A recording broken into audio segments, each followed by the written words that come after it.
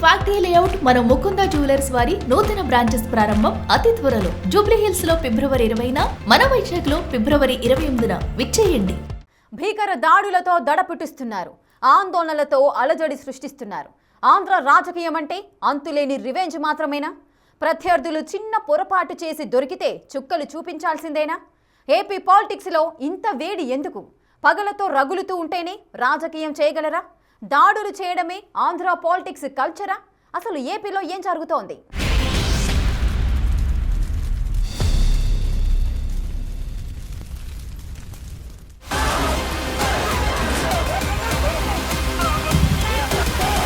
AP మరో యూపీలా తయారైందా?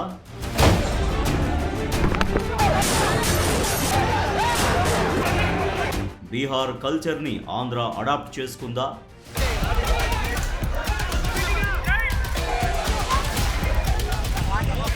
జరుగుతున్న దాడులు, సృష్టిస్తున్న అల్లర్లు, రాష్ట్రంలో నెలకొన్న రాజకీయ పరిస్థితులను చూస్తుంటే ఏపీ ఏంటి ఇలా అయిపోయిందనే చర్చ మొదలైంది. ఆంధ్రప్రదేశ్ రాజకీయాలు ఇప్పుడు ఓ రకమైన ప్రతీకార పర్వంలా కనిపిస్తున్నాయి. ఒకప్పుడు సిద్ధాంతాలు, అభివృద్ధి ప్రాతిపదికన సాగిన రాజకీయం ఇప్పుడు వ్యక్తిగత దూషణలు, అరెస్టులు, దాడుల చుట్టూ తిరుగుతోంది. గెలిచిన పార్టీ ప్రత్యర్థి పార్టీల నాయకులని వేధించడం, అధికారం మారగానే పాత లెక్కలు తేల్చుకోవడమే మన సంప్రదాయంగా అన్నట్టుగా మారిపోవడం ఆందోళన కలిగిస్తోంది. ఇందుకు లేటెస్ట్, హీటెస్ట్ ఎగ్జాంపుల్స్ రెండు ఉన్నాయి. మాజీ మంత్రి అంబటి రాంబాబు ముఖ్యమంత్రి చంద్రబాబుపై నోరు జారి బూతుమాట మాట్లాడారని టీడీపీ శ్రేణులు రగిలిపోయాయి. మా నాయకుడిని అంత మాట అంటావా అంటూ ఆగ్రహావేశాలతో కదం తొక్కారు. ఇది అంబటి రాంబాబు నివాసంపై దాడి చేసే దాకా వెళ్ళింది.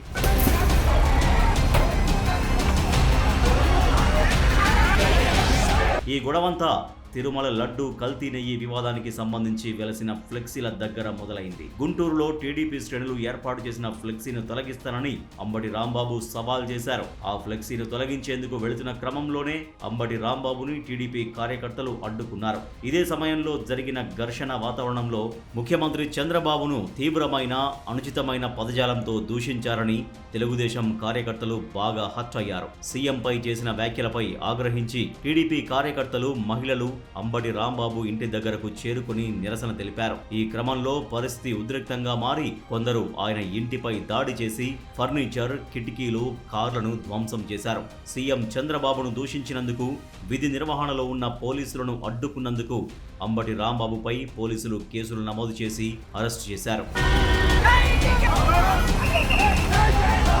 చంద్రబాబుపై అంబటి రాంబాబు చేసిన వ్యాఖ్యలను టీడీపీ నేతలు తీవ్రంగా ఖండించారు. ప్రజాస్వామ్యంలో విమర్శలు ఉండాలి గాని వ్యక్తిగత దూషణలు తగవన్నారు. మరోవైపు వైసీపీ కూడా అంబటి రాంబాబు ఇంటిపై జరిగిన దాడిని ఖండించింది. రాష్ట్రంలో అరాచక పాలన సాగుతోందని, ప్రతిపక్ష నేతలపై దాడులు చేయిస్తున్నారని ఆరోపించారు. మొత్తంగా రాజకీయ విమర్శలు హద్దులు దాటి వ్యక్తిగత దూషణల దాకా వెళ్లడంతో ఈ ఉద్రిక్త పరిస్థితులు తలెత్తాయి. ఇది ఇక్కడితో అయిపోతుందనుకుంటే మాజీ మంత్రి జోగి రమేష్ కూడా మంత్రి నారా లోకేష్ పై అనుచిత వ్యాఖ్యలు చేశారని తెలుగుదేశం శ్రేణులు తీవ్ర ఆగ్రహానికి లోనయ్యారు. దాంతో ఇబ్రహీంపట్నంలోని ఆయన నివాసంపై దాడులు జరిగాయి. వందలాది మంది టీడీపీ కార్యకర్తలు జోగి రమేష్ ఇంటిని ముట్టడించారు. ఇంటిపై రాళ్లు, కర్రలు విసరడమే కాకుండా పెట్రోల్ బాంబులు విసిరి ఇంటికి నిప్పు పెట్టారు.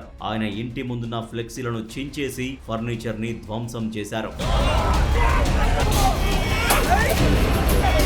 ఏపీ రాజకీయాల్లో అంబటి రాంబాబు, జోగి రమేష్ నివాసాలపై జరిగిన దాడులు తీవ్ర చర్చనీయాంశమయ్యాయి. ఈ దాడుల వెనుక ప్రధానంగా రాజకీయ కక్ష సాధింపులు, గత సంఘటనల తాలూకు ప్రతిచర్యలు కనిపిస్తున్నాయి. వైసీపీ హయాంలో అప్పటి ప్రతిపక్ష నేత చంద్రబాబు నివాసం పైన, తెలుగుదేశం ఆఫీసు పైన జరిగిన దాడులకు ప్రతిచర్యగానే ప్రస్తుత దాడులు జరుగుతున్నాయనే వాదనలు బలంగా వినిపిస్తున్నాయి. అంబటి రాంబాబు, జోగి రమేష్ లాంటి నాయకులు గతంలో చేసిన విమర్శలు తెలుగుదేశం పార్టీ శ్రేణుల్లో తీవ్ర ఆగ్రహాన్ని కలిగించాయి. నిరసనలు తెలపడం దాకా ఓకే, అవి దారి తప్పి హింసాత్మకంగా మారినప్పుడే ప్రజాస్వామ్యం ప్రమాదంలో పడిపోతుంది. ఓ నాయకుడిపై అనుచిత వ్యాఖ్యలు చేస్తే చట్టపరమైన చర్యలు తీసుకోవాలే గాని ఇలా నేరుగా ఇండ్లపైకి వెళ్లి దాడులు చేయడం సరైంది కాదు అనే అభిప్రాయాలు వినిపిస్తున్నాయి. వ్యవస్థల కంటే వ్యక్తుల ఆవేశమే పైచేయి సాధిస్తుందనే సందేశం జనాల్లోకి వెళుతుంది. అధికారం మారిన ప్రతిసారి ఇలాంటి దాడులు జరిగితే అది ఆంధ్రప్రదేశ్ అభివృద్ధిని పక్కన నెట్టి కేవలం రాజకీయ గొడవలతోనే కాలం గడిచిపోయేందుకు దారి తీస్తుంది.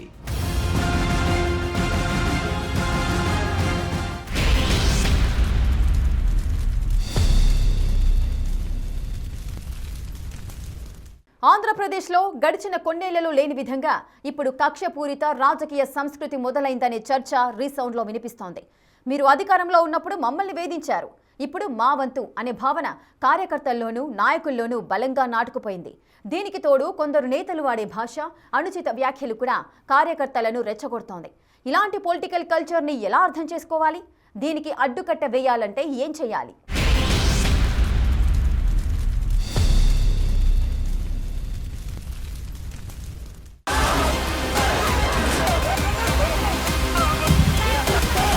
ప్రతీకారం తీర్చుకోవటమే అసలైన రాజకీయమా?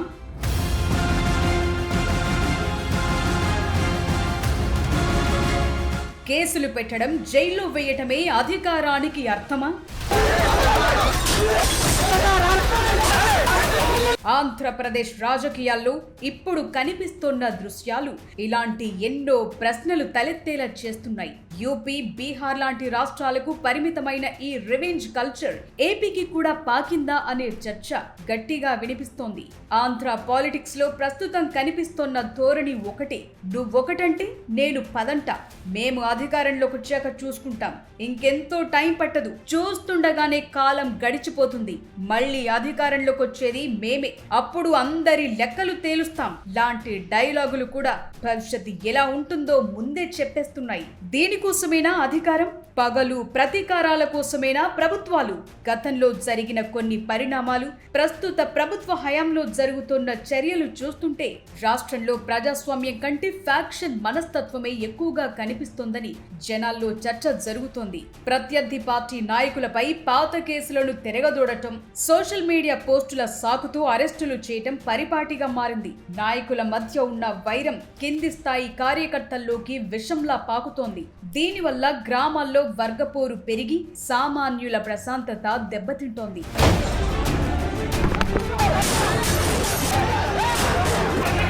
ఆంధ్రప్రదేశ్ పాలిటిక్స్ లో ఈ స్థాయిలో సెగలు పుట్టడానికి కీలక కారణాలున్నాయి. రెండు ప్రధాన ప్రాంతీయ పార్టీలకు ఇది కేవలం అధికారం మాత్రమే కాదు, మనుగడకు సంబంధించిన సమస్య. ఏదైనా ఒక పార్టీ ఓడిపోతే దాన్ని కోలుకోలేని విధంగా దెబ్బతీయాలనే వ్యూహాలు అమలవుతున్నాయి. సిద్ధాంతాల కంటే వ్యక్తుల మధ్య ఉన్న శత్రుత్వమే రాజ్యమేలుతోంది. అసెంబ్లీ వేదికగా కుటుంబ సభ్యులను లాగటం లాంటి ఘటనలు ఇప్పుడు మండుతున్న మంటలకు ఏనాడు ఆజ్యం పోసాయి. గతంలో లేని విధంగా సోషల్ మీడియా ఆర్మీలు ఒకరిపై ఒకరు విద్వేషాన్ని చిమ్ముతున్నాయి. తప్పుడు ప్రచారాల ద్వారా క్షేత్ర స్థాయిలో ఉద్రిక్తతలు పెరుగుతున్నాయి. ఇవన్నీ చూస్తుంటే ఇది ఆంధ్రప్రదేశ్ పొలిటికల్ కల్చరేనా అనే డౌట్ కొడుతోంది.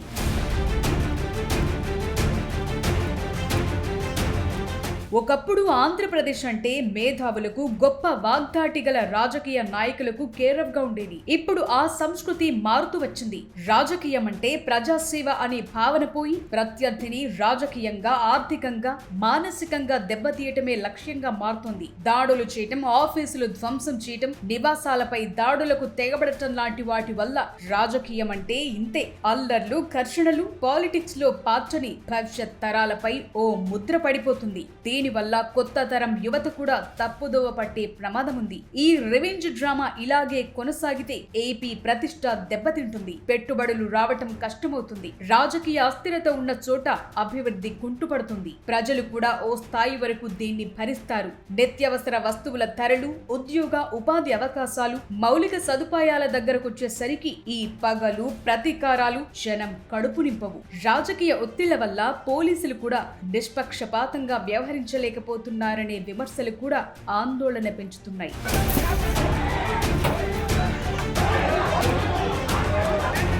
ప్రజాస్వామ్యంలో నిరసన తెలిపే హక్కు అందరికీ ఉంటుంది. కానీ అది హింసాత్మకంగా మారినప్పుడే వ్యవస్థ బలహీనపడుతుంది. తప్పు చేసిన వారు ఎంతటి వారైనా సరే భౌతిక దాడులు కాకుండా చట్టపరమైన చర్యల ద్వారానే శిక్ష పడేలా చూడాలి. పార్టీల అధినేతలు తమ కార్యకర్తలను నియంత్రించాలి. హింసను ప్రోత్సహించే వారిని దూరం పెట్టాలి. అసెంబ్లీలో గాని బయట గాని విమర్శలు విధానపరంగా ఉండాలి తప్ప వ్యక్తిగత దూషణల దాకా వెళ్లొద్దు. ప్రజలు కూడా అభివృద్ధి గురించి మాట్లాడాలి. మాట్లాడే వారిని ఆదరించి హింసను ప్రేరేపించే వారిని తిరస్కరించినప్పుడే ఈ సంస్కృతి మారుతుంది. ఏపీ రాజకీయాల్లో మార్పు రావాలంటే కేవలం నాయకుల వల్ల మాత్రమే సాధ్యం కాదు. ఓటరుగా ప్రజలు కూడా నైతికత లేని రాజకీయాలను తిరస్కరించాలి. అధికారం అంటే అణచివేయటం కాదు, అభివృద్ధి చేయటం అనే ఆలోచన నాయకుల్లో కలగాలి. లేకపోతే ఈ పగలు, ప్రతీకారాలు తరువాతి తరాలకు కూడా శాపంగా మారతాయి.